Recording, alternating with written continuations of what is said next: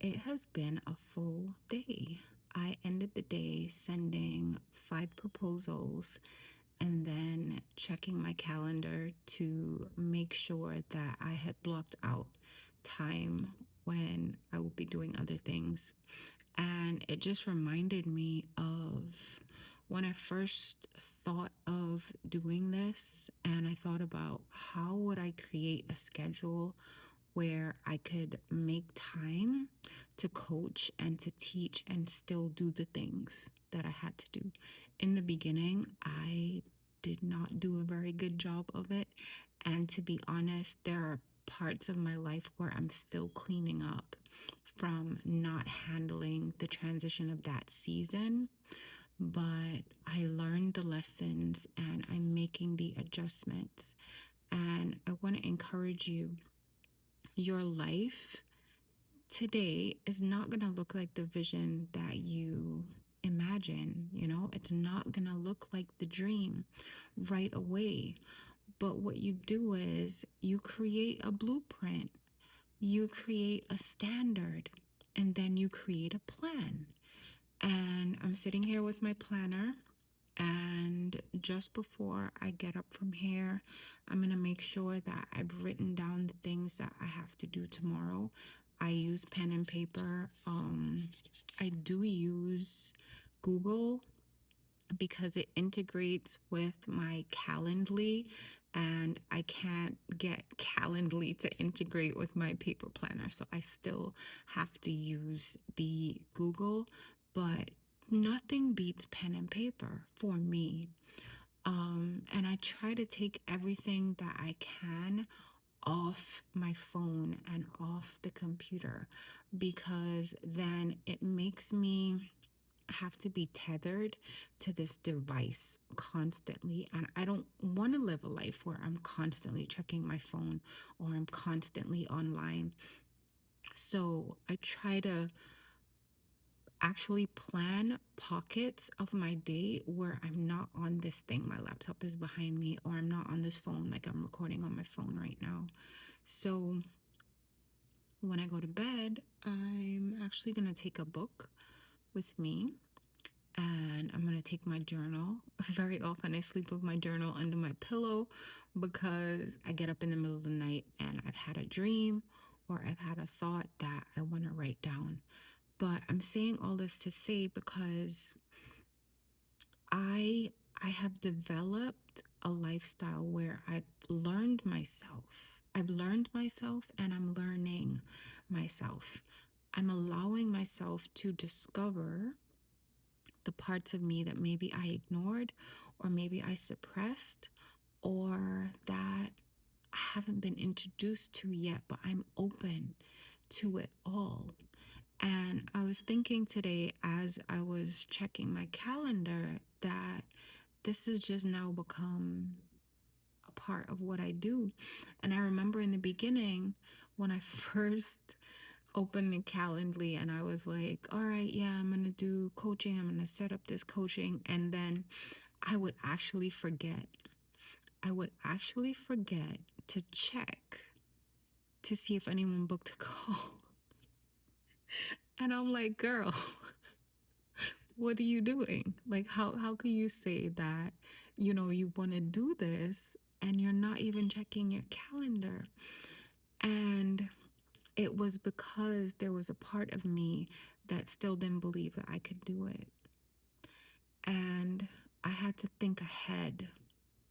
I had to think ahead to the version of me who's actually doing this thing. What is she doing? And tonight, it just hit like I'm doing it. I'm actually doing it. And this started as 1 or 2 lines in my journal. It started as an idea. There are so many things that you want, and it just feels like a little spark inside of you that comes and goes. It feels like it's possible, and then it feels like it's not. It feels like you have a plan, and then it feels like everything's coming against that plan.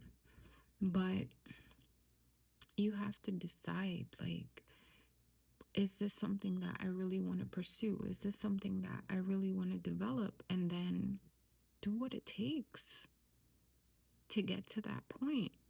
It may not be a business, it may be a certain lifestyle, it may be something to do with your health, it may have to do with your relationships, but whatever your vision is, you're not going to build it if you don't believe it.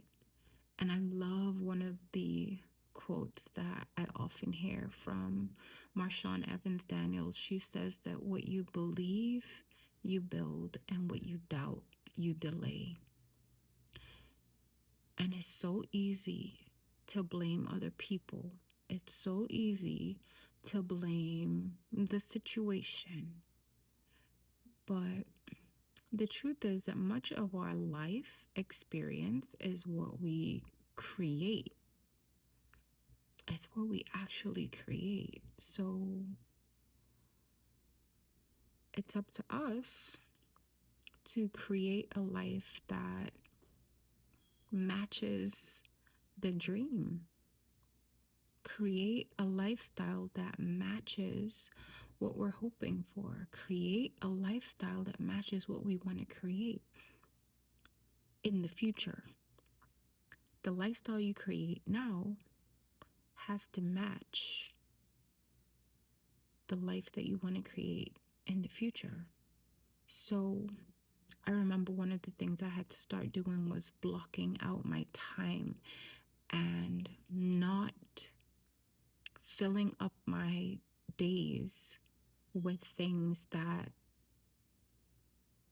were a part of the old version of me.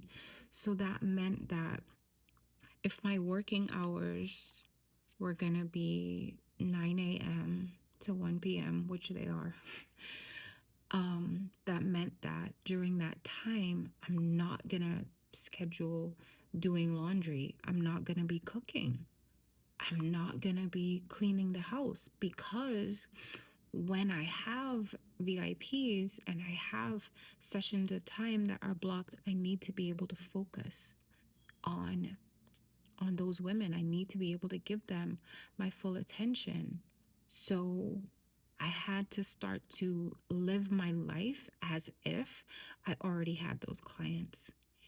And what that created was just a habit and a natural cycle, a natural progression from one day to the next, where I was starting to live the life of a coach. I was starting to live the life of a woman who had a series of working hours. So I would clock in for work before I had any VIPs.